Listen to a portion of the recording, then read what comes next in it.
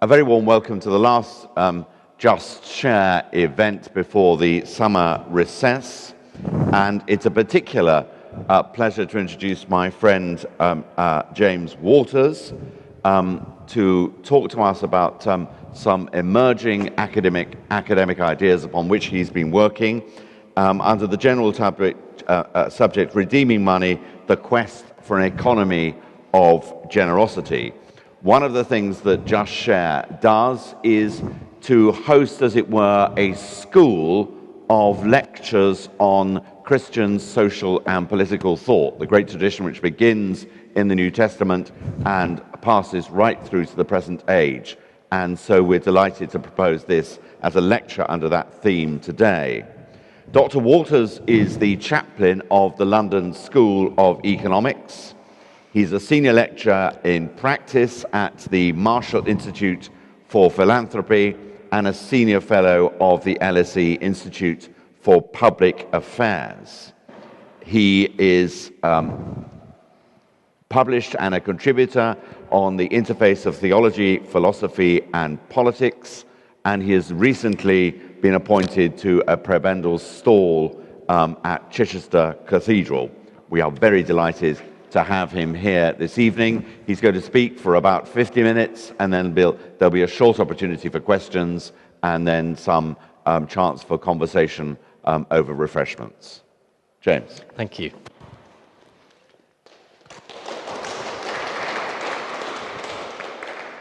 Thank you very much. Well, I'm sure there are here some regular communicants in the Roman Catholic and Anglican churches. And I wonder whether any of you have wondered why it is that each week when you go to receive communion, the wafer that is placed into the palm of your hand by the priest or directly onto your tongue is precisely in the form of a coin. It's round, about the size of a 10-pence piece, and usually impressed, like a coin is, with some sort of insignia, a crucifix or a Eucharistic symbol. In the majority of our churches, the central act of worship, the body of Christ, takes the likeness not of bread, but of money. Some Christian thinkers have noticed this, such as Nicholas of Cusa in the 15th century. And it's raised for them challenging questions about the relationship between the Eucharist as the Christian currency of redemption, we might say, and the more often demonized currency of mammon. There's no getting away from the fact that money does not get a good press in the Gospels. We cannot serve both God and mammon.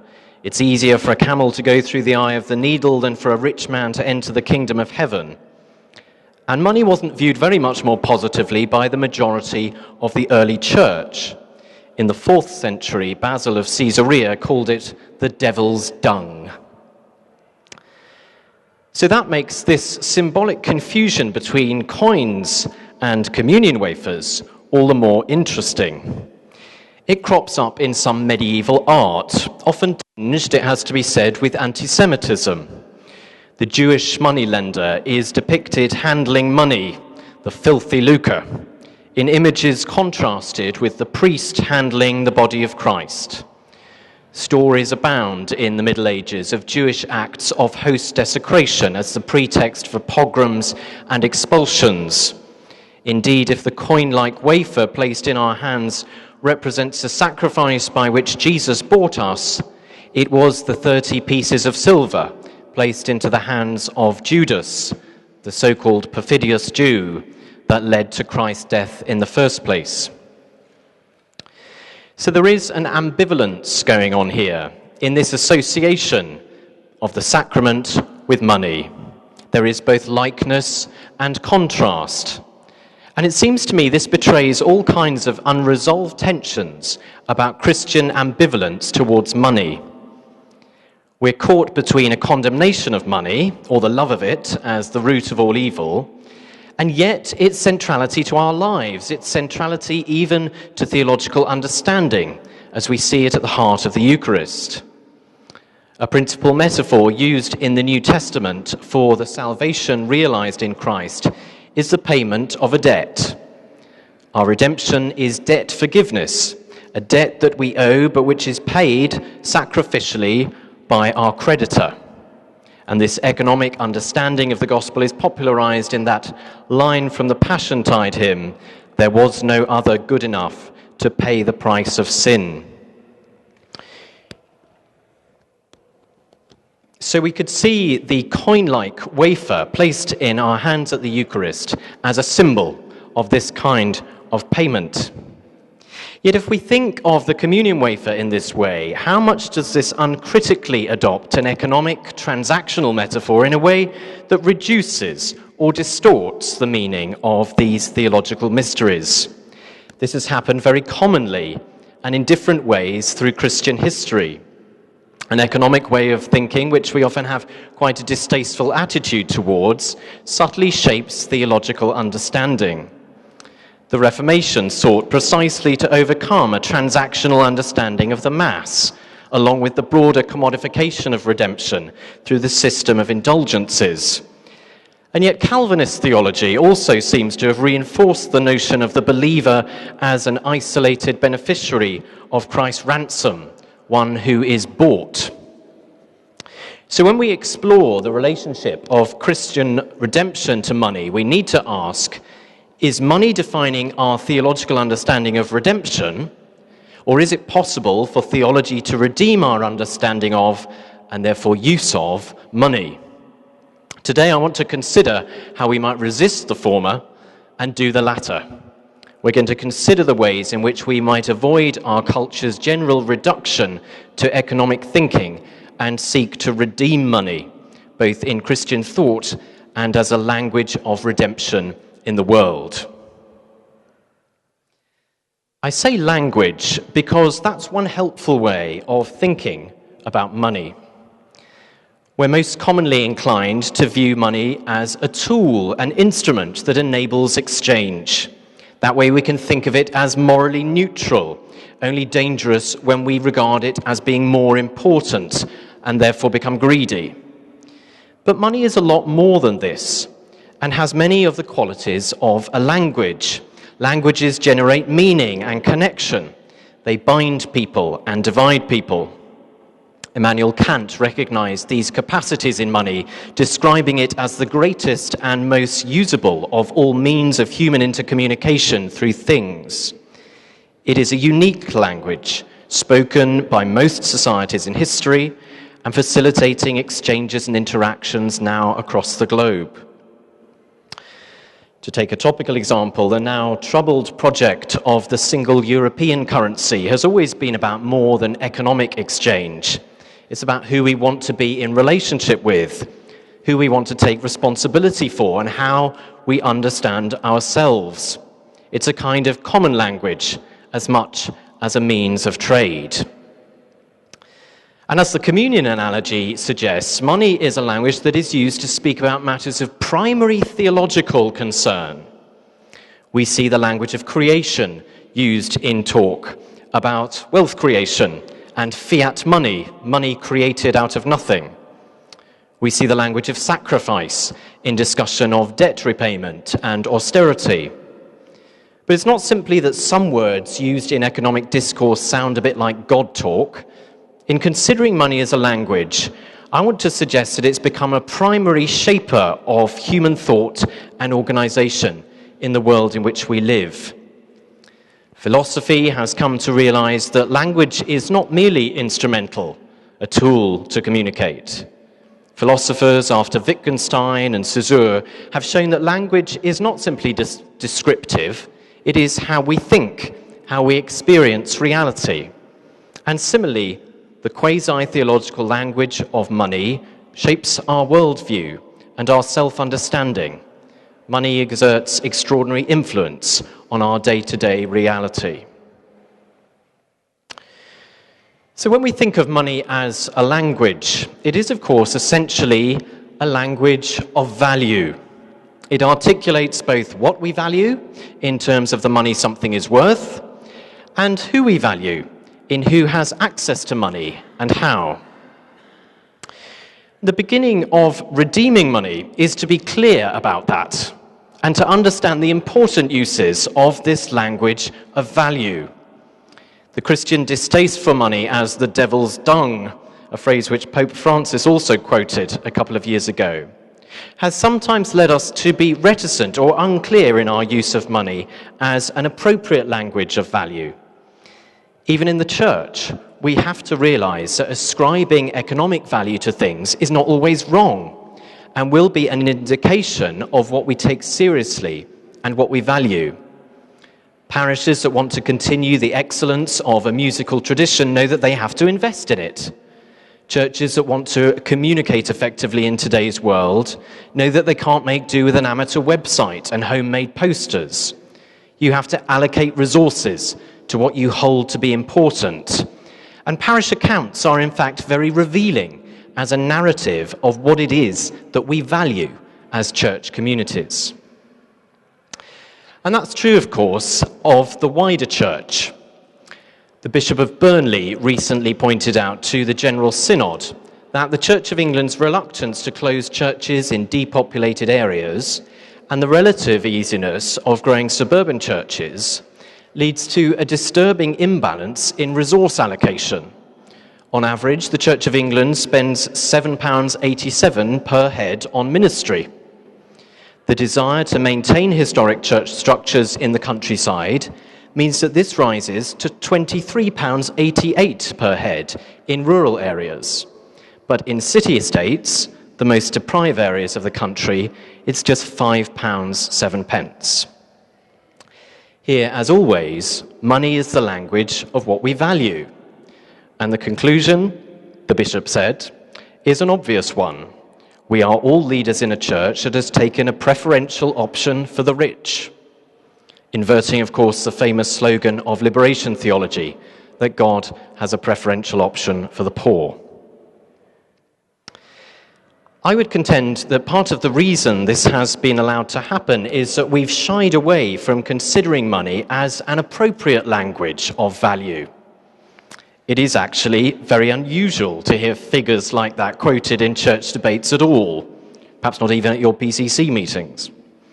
We've been susceptible to the notion that the call to the pure heart of the disciple is a call away from thinking in monetary terms.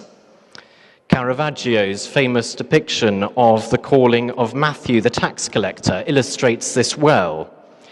Jesus has stepped into a darkened room where a group of men are clustered round a table where money is counted. Light streams into the room, illuminating a man's face as Christ points his finger, calling the sinner away from his fellow tax collectors. To his left, another man seems to not even have noticed Jesus' presence at all, as he's hunched over the table, consumed in the activity of counting the coins. Interestingly, there's been some debate in recent years about which of these men is actually St. Matthew.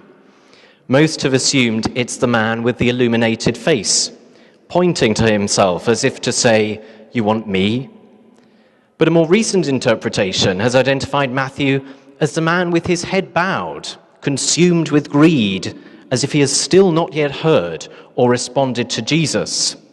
In this interpretation, the man with the illuminated face is pointing his finger at the money-fixated colleague as if to say, "You really want him?" To demonize money seems to me to be just as unhelpful as idolizing it. We need a constructive account of money as a language of value within the church. We need to celebrate those who use money well, and we need to look more often what kinds of values and priorities our balance sheets are disclosing. Where money as a language of value goes wrong is where it becomes the only measure of value. And that's the pressing concern of our age. We need an appropriate language of monetary value, but it seems that we've lost many other appropriate languages of value that are not economic. What we appear to be seeing in the world today is a drift towards the reduction of value per se to monetary value. The question of why this is happening is not easy to answer, and there are no doubt complex interwoven causes. But historian of money, Felix Martin, describes the rise of monetary value within a general drift in Western society towards quantification and measurement. It's an extension, therefore, of one of the central ideas of the Enlightenment. But as a crucial turning point, he identifies the somewhat unglamorous meeting in October 1960 of the Quadrennial General Conference on Weights and Measures. Gatherings of faceless international bureaucrats do not usually herald world-changing decision-making. Yet Martin identifies this event as one which may have caused the most profound change in how human beings think in history, because this meeting agreed, for the first time ever, a simple and universal system of internationally agreed units of measurement. Since the dawn of civilization, complex and contextual systems had arisen to measure all kinds of things. Even today in the UK, whiskey is measured in gills, beers in pints, and petrol in gallons. But in the system of Old Slavonic measures, for example, the foot was the length unit employed to measure out potato patches, while the pace was used to describe distances to be travelled, the fathom was used to record the depth of the sea, while the ell was used in the measuring out of cloth. Of course, what was actually being measured in all these cases was length, but a different unit was used for each specific context. The Conference on Weights and Measures brought about a revolutionary advance. Thousands of different units of measurement were replaced with just 6 different units for length, mass, time, temperature, luminosity, and electric current.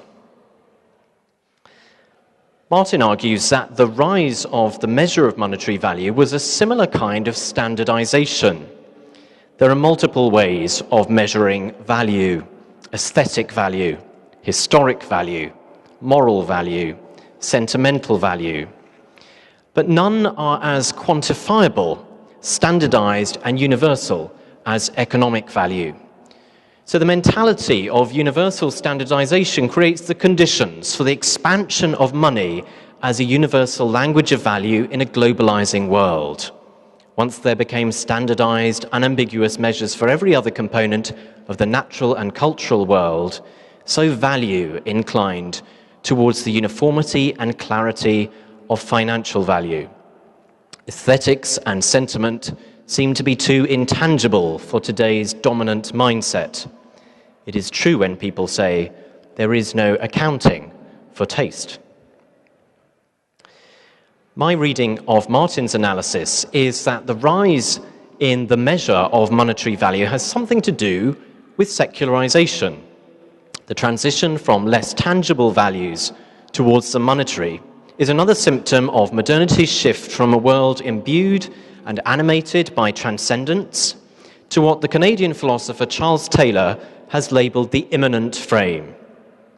The Christian understanding is that the true value of anything is only found in its relation to God.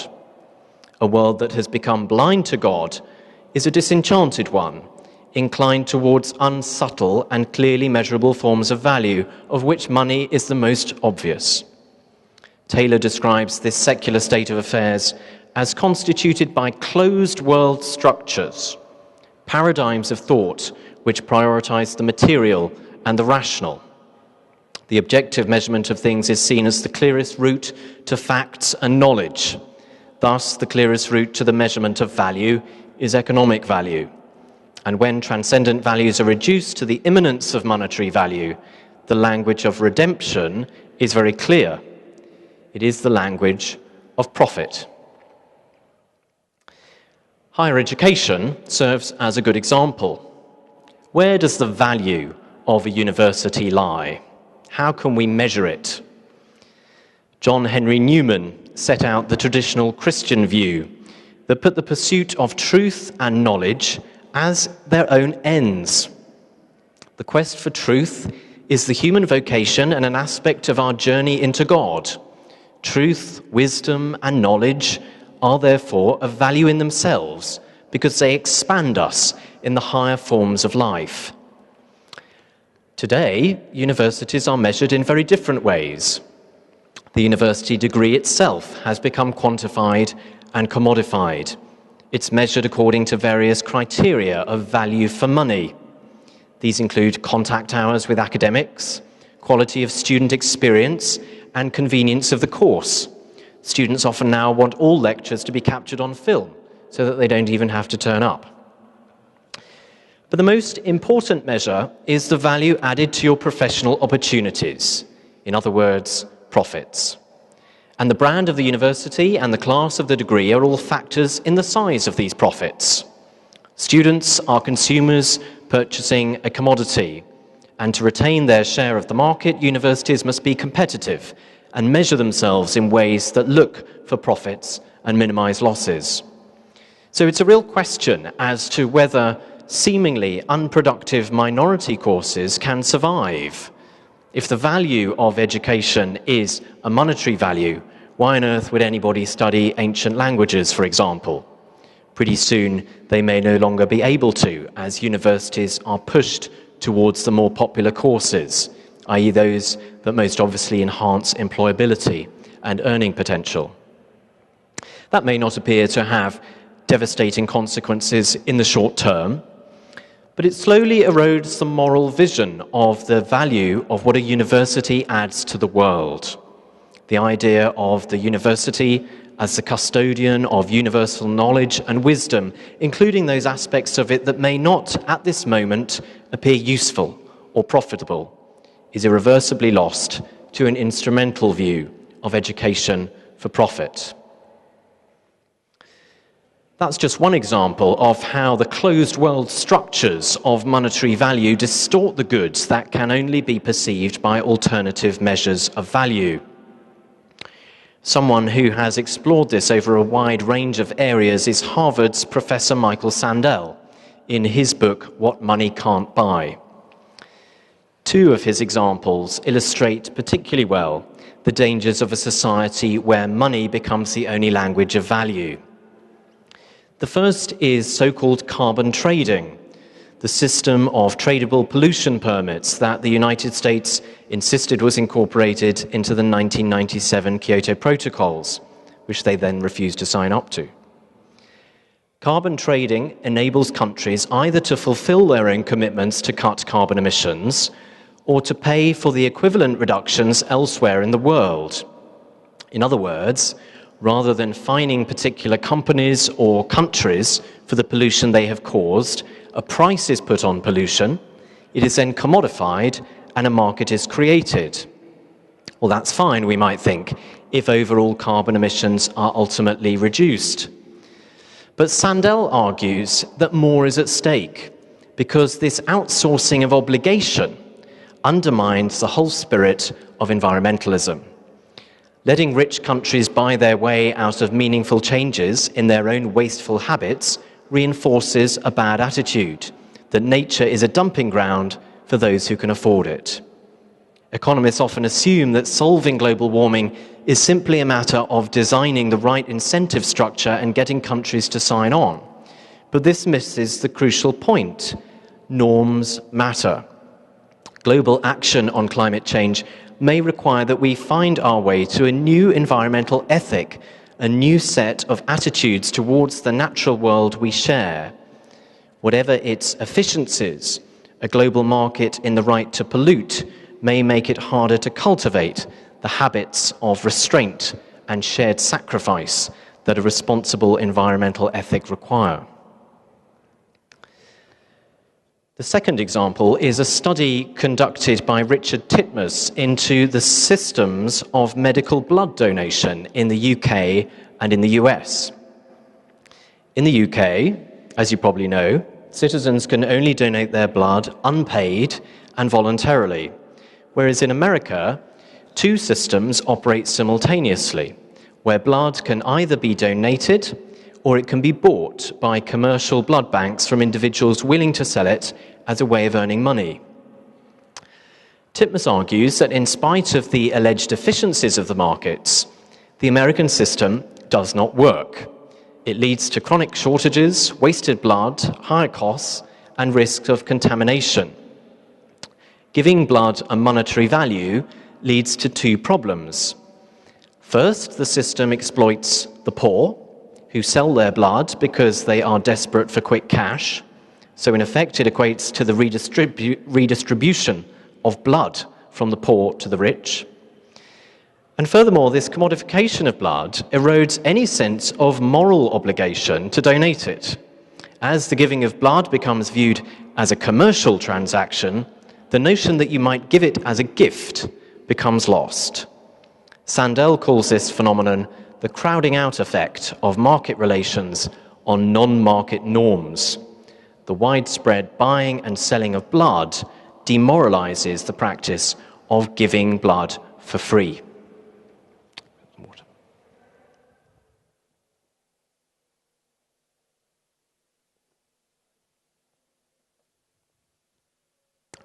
I like this last example because the giving of blood for free as a gift brings us back to the Eucharistic themes with which we began.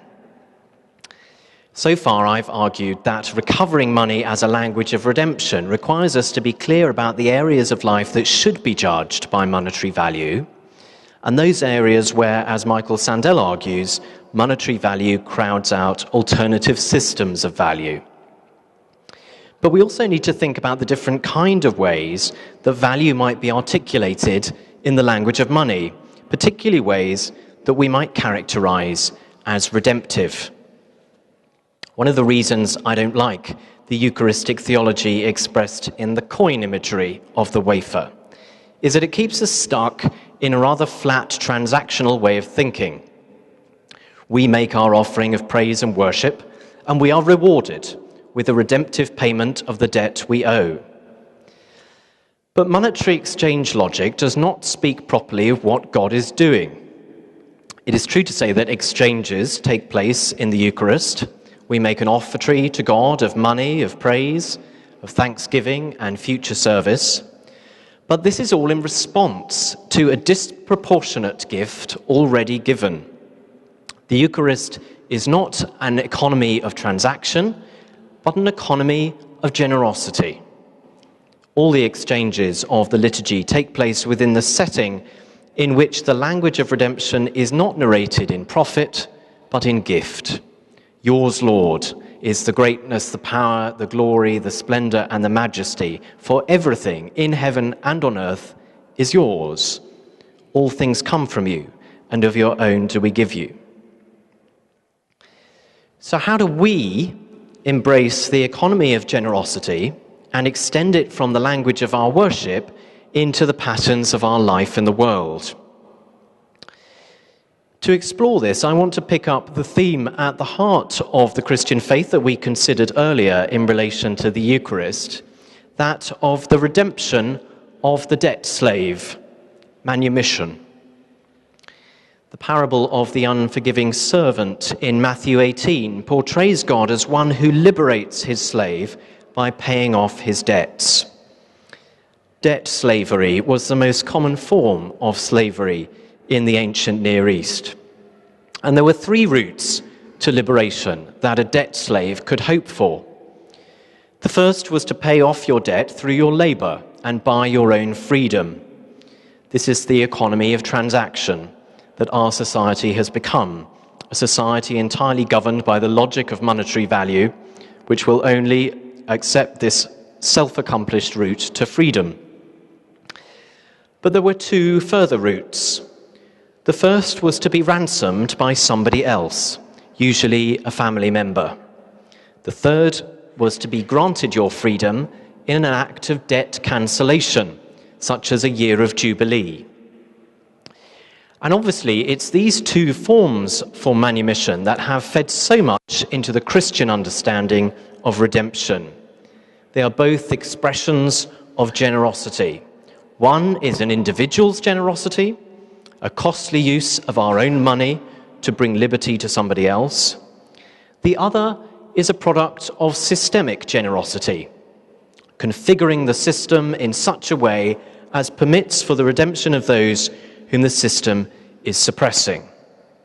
And the remainder of this lecture will consider these two expressions of generosity, two means by which money may be used to speak a language of redemption.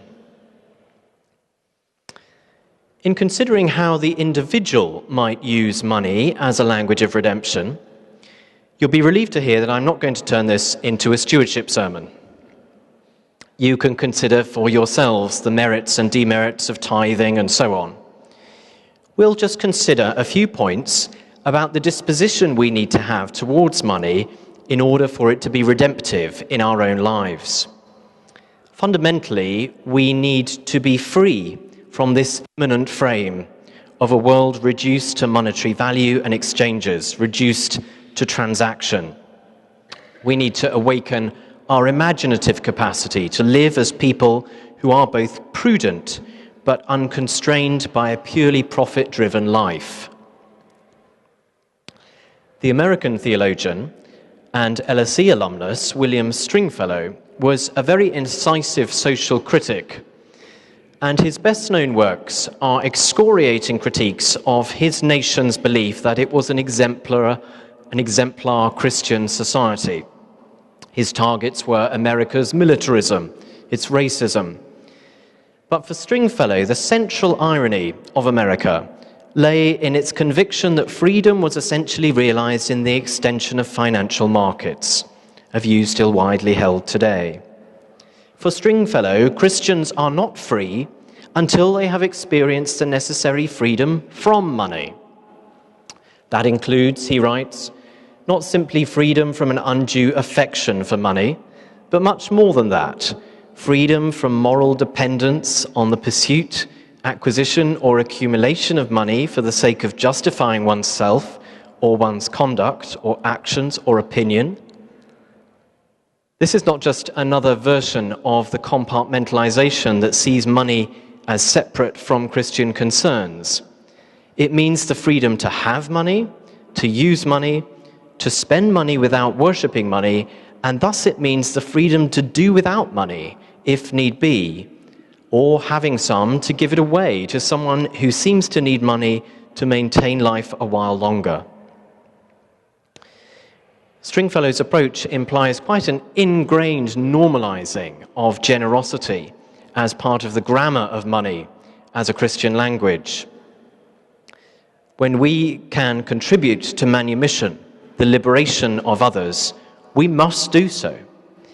And there will be numerous and diverse ways in which we can be part of the redemption of others through our generosity, from ungrudgingly paying our taxes to giving to the church to helping out someone in need. That is true for those of us with little money. It's certainly true for those with a lot.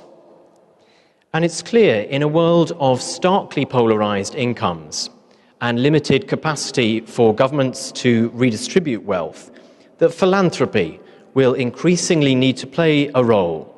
And I'm very pleased to be part of the new Marshall Institute at LSE, looking precisely at that. Philanthropists are now making a major contribution to the common good, certainly in the worlds I inhabit, of the church and higher education. And that is also true on the global stage. The Bill Gates Foundation is already a greater contributor to international health provision than the German government. But we need to be careful, because a reduction to monetary value and an economy of transaction can often take hold in philanthropy too.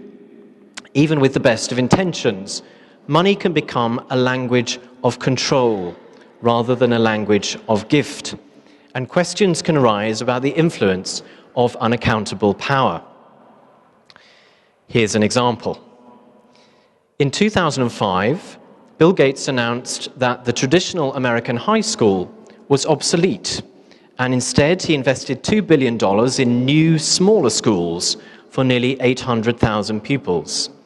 But within a few years, in 2008, the funding abruptly stopped, and some of the schools had to close. Gates later explained, the overall impact of the intervention, particularly the measure we care most about, whether pupils go to college, it didn't move the needle much. We didn't see a path to having a big impact, so we did a mea culpa on that. The language is revealing. It is the language of what Linda McGooey, who documents this story, calls philanthrocapitalism. This is not an expression of the economy of generosity. Gates is not making a gift, but an investment in children whose outcomes are closely monitored, and funding is withdrawn when an insufficient return is yielded. There is no doubt that the Gates Foundation does extraordinary work throughout the world, and he and his wife have led the way for other beneficiaries of advanced capitalism to give wealth away. But the control, the way in which they are inclined to do that, exerts a level of power and control that is unprecedented and is, in my view, something that ought to be subject to some sort of democratic accountability. What should we as Christians be pointing towards as the character of philanthropy in an economy of generosity? An interesting parable of generosity is offered in the anointing of Jesus, one of the relatively few stories recorded in all four Gospels. It is a story of waste, the wasting of a costly perfume that is used to anoint Jesus' head or his feet. In Luke's Gospel, the act is performed by a woman who lived a sinful life. In John's Gospel, it is performed by Mary, the sister of Lazarus and Martha. But in all four cases, the act elicits indignation. In Luke's Gospel, because of the woman's reputation, and in the other three Gospels, because of the potential other ways this valuable commodity might have been used. In John's account, it is Judas, once again the Jew synonymous with financial preoccupation, who challenges the waste. Why wasn't this perfume sold and the money given to the poor? It was worth a year's wages. Judas here is the philanthrocapitalist. He points to the data. This is not a good return on the investment. In Matthew, Mark, and John, the action is justified by Jesus as a preparation for his burial. We are to interpret it as a sign of his forthcoming passion. But I wonder if we might think of this category of generosity as a preparation for burial in a broader sense. In addition to this act as a preparation for the burial of Jesus, I wonder if we can think of generosity as a preparation for our own burial. The parable of the rich fool tells us that to hoard money is a self-deception because it ignores the reality of our mortality. You fool, this very night your life is being demanded of you, and the things you have prepared, whose will they be? Stringfellow warns us that philanthropy can also be a denial of mortality, named legacies and endowments that constitute a memorialization of life after death. But there is a giving away of wealth that does not inflate our egos, but rather acknowledges our short passage on this earth and leaves us less encumbered before God. If taxation and tithing might be seen as habits of rational generosity, perhaps this story points towards occasional acts of irrational generosity that are memento mori, a preparation for our own burial. For it to be any other way is to place ourselves in an extraordinary position of power, one that can be dangerous for society in its subversion of democracy, and dangerous for our own souls in the godlike status it can afford to us. Second, this woman's motivation in anointing Jesus as a preparation for burial is empathy, love, and compassion. The philanthrocapitalist, along with Judas, is motivated by data, but only giving motivated by empathy is a generosity that is a participation in Jesus' redemptive paschal mystery. We live not because of any kind of return. We give not because of any kind of return, but because we have to give, because we love. In none of the accounts of the story does there appear to have been any kind of weighing up of the woman's actions in her own mind before the event. No cost-benefit analysis. And this is where Luke's extra parable of the moneylender who forgives the two debtors illuminates the story. She gives generously because she has generously received. We give because it is a very partial return of the gift of grace of our creation and our redemption in Christ. Finally, what can we say about money as a language of redemption within the financial systems within which we operate? In a global system where monetary value reigns and where exchanges focus on the economy of transaction, where might we see possibilities for generosity, redemption, and manumission? Well, this is a huge area, and it's not for the theologian to draft economic policy or political manifestos, but to provoke thought and discussion, to enable us all to think more creatively than our money-dominated society allows. So I just want to offer 3 brief thoughts on the financial system in relation to debt forgiveness, to empathy, and to communion. So first, on debt forgiveness. The third route to manumission pointed to the structural provision that we have in the Hebrew scriptures and in many other cultures for the periodic writing off of debts. The Jubilee principle is sometimes described as a reboot of the system, just as the Sabbath is the weekly reboot. So Torah has provision for a 7-yearly reboot. So we read in Exodus 21, when you purchase a Hebrew slave, he is to serve you for 6 years, but in the 7th year he shall be given his freedom without cost. I've not had time this evening to go into how inextricably today's money system is bound up with debt and indebtedness. Since the decoupling of currencies from the gold standard, money has essentially been created as debt, and the explosion of consumer debt over the last few decades has created a new citizenry of what Maurizio Lazzarato has called indebted man. So there is a very fruitful area of Christian inquiry to consider how and when a Jubilee principle might be applied within the far less forgiving economic structures of today's world. That was done famously and to much effect in the year 2000 with the Jubilee campaign to write off much developing world debt.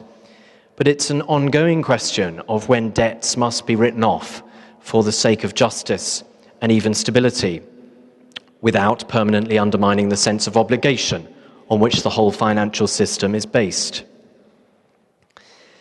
I hesitate even to speak of the European Union tonight, but I think it's worth saying that this is an institution whose moral credibility has been eroded in the eyes of many, along with its popularity. And perhaps one dimension of that was the lack of debt forgiveness it showed to the Greek people last year. When he spoke at the London School of Economics in 2014, Greek Metropolitan Bishop Ignatius reminded us that financial systems become idolatrous when they ignore human suffering. And as the majority of the EU bailout given to Greece went to creditors, the Greek people themselves are indeed suffering. Unemployment reached 25%, and 1 million people in Greece lost access to healthcare. That's a very tough price to pay for tax evasion of the wealthy and their former leaders overborrowing. We need a financial system that is not afraid, occasionally, to write off debts. And former Greek Finance Minister Yanis Varoufakis is not the only person to point out the irony that Europe's stability since the Second World War was founded on the writing off of Germany's post-war obligations, rather than repeating the disastrous financial reparations that followed the First World War. So an economy of generosity was pretty integral to the founding of the European Union. Secondly, on empathy. Just as our individual giving is to be guided by empathy, so too we need to bring empathy and relationship back into our systems of money. Much has been written about the causes of the financial crisis, but a common theme in the critiques of contemporary banking is the general anonymity that characterizes today's financial system. This has a lot to do with technology. In 2008, we were thrown into chaos by a money system that had moved so far away from real material processes and exchanges to a virtual hyper-economy of numbers on computer screens. You need to see the film The Big Short if you want to understand that better.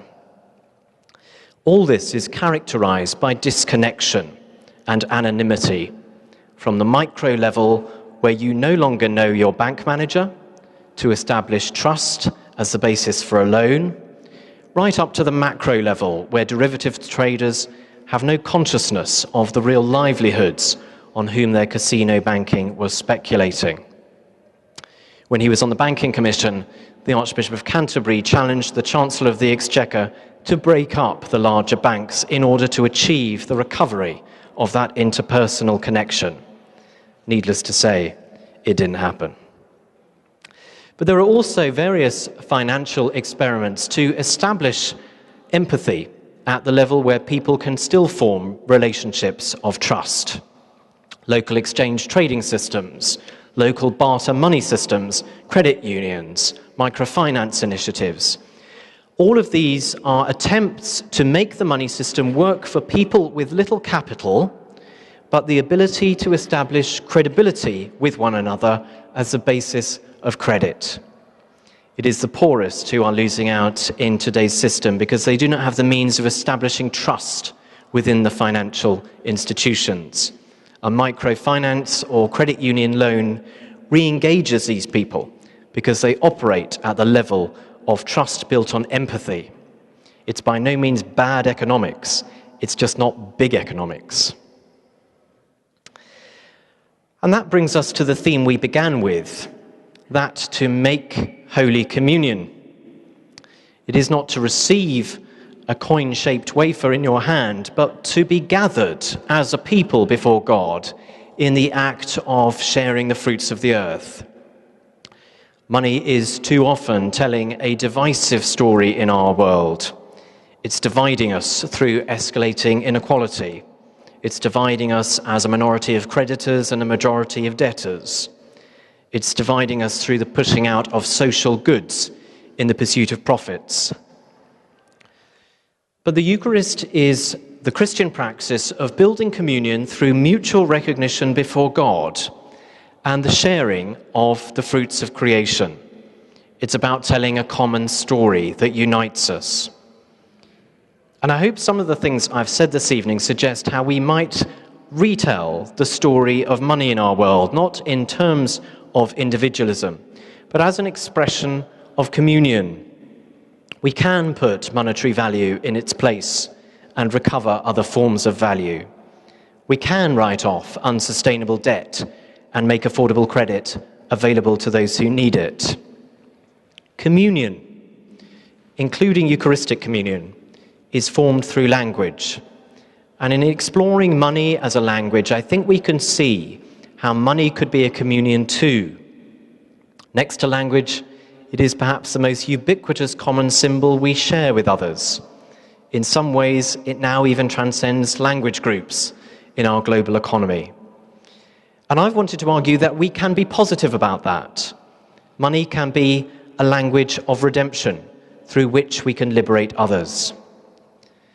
But it can also be an idolatrous language of redemption by profit. So within Christian thought, to redeem money, we need to hold this important language within the context of God's self-giving in Christ that we experience in the Eucharist. Fundamentally, the Eucharist reminds us of our interconnectedness, our belonging together. And the greatest danger of money is the orientation towards the self, the image that Caravaggio paints of the man so consumed with his money that he does not look up and see the light. So if that round wafer does now remind you of a coin, I hope it will remind you that money too is a communion, a language through which God can speak in acts of redemption. And as we receive it, may we become the currency of a more just, more generous use of money in today's world. Thank you.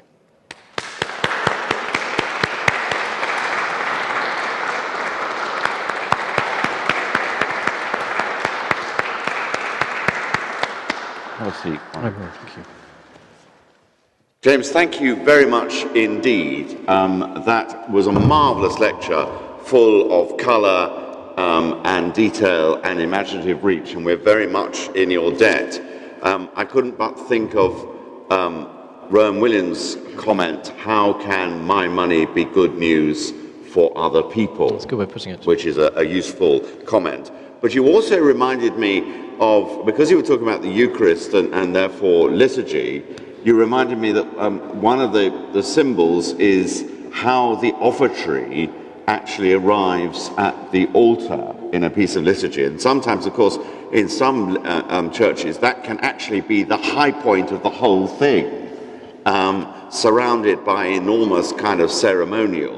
And I was always taught never actually to bless a collection plate, because it was unclear quite what you were doing, partly because, of course, there was a nervousness of where the money had actually come from. So there are a whole rich mix of images there. And also it made me think that we've had in the history of the church, in its ministry, we've had priests as doctors, priests as missionaries, priests as teachers. And nowadays, I think what we're being called into is having priests as entrepreneurs. The sustainability of a parish enterprise or a diocesan enterprise is often down to the nascent business skills of the ordinary clergy who are put in place to lead parishes. That was not as it was when I was first ordained, I'm bound to say. So we're enormously in your debt. I thought that was thoroughly interesting. And I wonder if there are one or two questions before we break for some refreshments. Anybody got anything burning to say? Peter, if you could just wait for the microphone and then talk with it quite close to your mouth. Thank you for reminding us about the Old Testament Jubilee and the way in which it tried to deal with accumulations and mounting debt. As I understand it, the Jubilee was not just about debt, but was also about resources, in the sense of trying to prevent the concentration of land ownership, i.e. the capital that people needed to sustain life. I guess that it was perhaps relatively easy to see how to do that when the basic capital was land. It's much more complicated today, I think. Do you see ways in which the kind of things you're talking about, money and debt, can be extended to the ownership of resources, which are more than just money, and certainly more than just land? I think, as I said in the lecture, that the possibilities of serious structural redistribution of wealth, we are in a period where that is very frustrated because of the global nature of the economy, because national governments know that if wealthy people are too heavily taxed, they'll simply go and live somewhere else. And then we lose kind of the massive income that was coming through them. And I don't have big answers to that, which is partly why I'm interested in philanthropy, and I believe in promoting philanthropy and thinking about how philanthropy can be done well and in an accountable way, because I think it's going to be more of a sort of dissemination of the Jubilee principle into those practices than a structural system that says, now we're going to take away 80% of your wealth, because it's a Jubilee year. If that answers. Another question? Peter, on that. Sir. Quite a brief question, if possible, susceptible to a brief answer. I shall try my best. The way you, I think, have described virtually all... Closer to your mouth, if you would. Sorry. When you use money for self, when self is obsession, then of course you're going to have all sorts of problems. So the way you would like money to be used positively seems to be about how to encourage people to be less self-centered and more outward-focused and using love and connection. Yes, I do.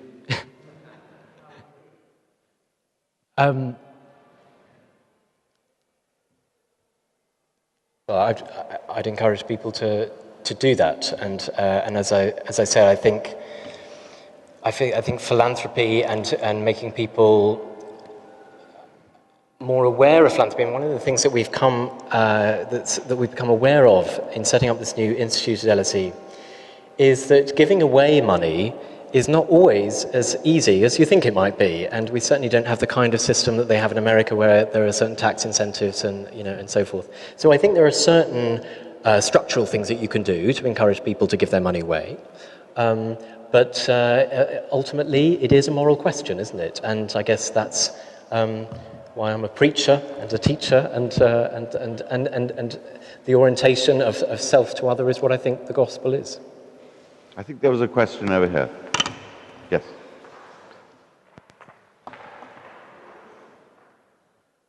Thank you very much. That was fascinating.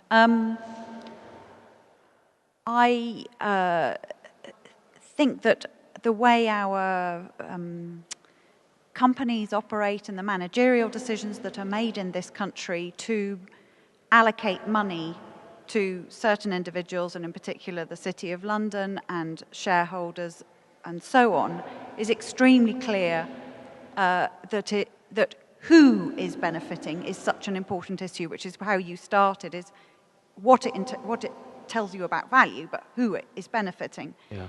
And we now seem to have a global system where companies can purposefully choose to go and operate in countries where they will never be held to account, cause tremendous harm of real personal impact. So we're talking widespread environmental pollution, health and safety harm, beatings and even deaths, none of which they get held to account for here. But we've got, in parallel happening in this country, a desire now maybe to look at economic crime, because actually that will harm shareholders. But actually economic crime, it seems to me, is an indirect harm, and we've got nothing to deal with direct physical personal harms against the sanctity of other human beings all over the world. It's just an observation. Yeah. An observation. Okay, thank you. Well, and I think one of the encouraging things that happened after 2008 was there was this big public discussion about remuneration and who is worth what. And it's sort of dispiriting that there isn't as much life in that conversation. But one of the things I think was interesting about those conversations was the question of, what do you want the ratio to be between the chief executive and the person making the T-shirts or cleaning the floors or whatever it is. And that's actually one way in which we can measure the value of a company, it seems to me, and to kind of have encouraging people to make that sort of data publicly available, with all the evidence that there is to suggest that creates a very good working environment from places like the John Lewis Partnership and so forth. So we've got to push on with those things. One final question, sir. Right close to your mouth, if you would. I was interested in your comments about Bill Gates and the donation of money and then the withdrawal of money. I've just come back from working in Africa for an NGO that was supported by wealthy Americans. Some gave the money without ties, and some were highly prescriptive in how the money was to be spent and the benchmarking and reporting back. In your view, sir, which is the better model?